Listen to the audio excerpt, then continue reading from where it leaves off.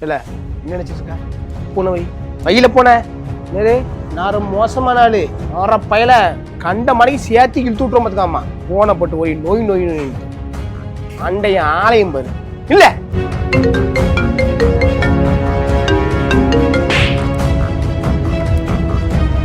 சும்மா இருக்க முடியும் நீ இல்லு வெளியில போவான் பார்த்தாலும் நோய் நோய் ஒரு எரிச்சலா இருக்கு எனக்கு. என்னன்னு போனை உடைச்சிட்டிய? இல்லை இப்படி போனது என்ன செய்ய முடியும்னா அதுக்கே உங்க போனை உடைச்சிய? ஏன் போனா